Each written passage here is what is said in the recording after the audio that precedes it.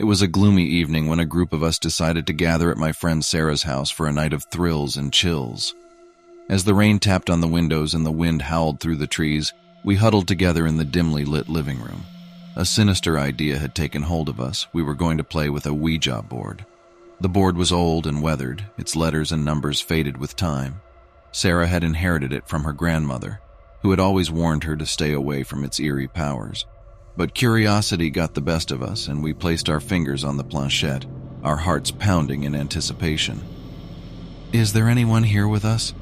Sarah asked, her voice shaky. We waited in tense silence, the only sound being the distant rumble of thunder, and then, slowly but unmistakably, the planchette moved. It glided across the board, spelling out a name, EMMA. My blood ran cold as I watched the planchette move on its own accord. The name it spelled was mine. How could this be happening? I exchanged a nervous glance with my friends, who shared my mixture of fear and fascination. "Are you a spirit?" Sarah asked, her voice trembling. The planchette hesitated for a moment before moving again, spelling out YIS. Questions poured out from us like a dam breaking, and the planchette responded with unnerving accuracy. It seemed that Emma was a spirit who claimed to have a connection to Sarah's family. My heart raced as we continued to communicate, the planchette revealing things that only Sarah could have known about her grandmother. As the conversation continued, a chill settled in the room, one that seemed to seep into our very bones. The planchette moved faster now, its messages becoming more urgent and cryptic. It spelled out phrases like, "Beware," "Leave now," and "Release me." The atmosphere grew increasingly tense, and a feeling of unease settled over us. I could sense that something was very wrong, that we were tampering with forces beyond our comprehension. But we were entranced, unable to tear ourselves away from the Ouija board's grip. "Who do you want us to release?" Sarah asked, her voice trembling. The planchette moved to the center of the board, its movement slow and deliberate, and then it spelled out a name that sent a wave of terror crashing over me. Malachi. A shiver ran down my spine. Malachi, the name sounded ancient, malevolent. Panic welled up within me, and I wanted to scream at Sarah to stop, to put the board away. But the planchette continued to move, spelling out a chilling message. "He is coming!"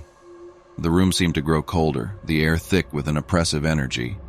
The planchette moved faster now, its movements erratic, as if controlled by some unseen force. It spelled out a series of cryptic symbols that made no sense to us.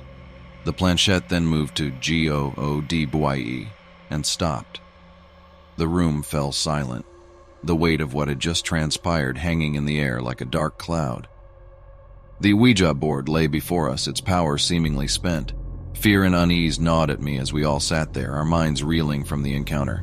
I felt a deep sense of foreboding, as if we had unleashed something beyond our understanding. We hastily closed the Ouija board, placing it back in its box as if sealing away a dangerous secret.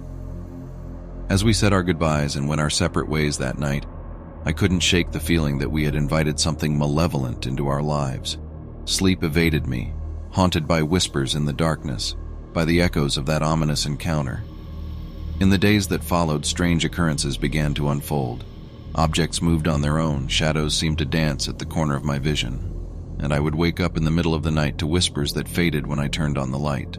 I knew then that we had awakened something sinister with the Ouija board, something that was now stalking us, its presence growing stronger with each passing day.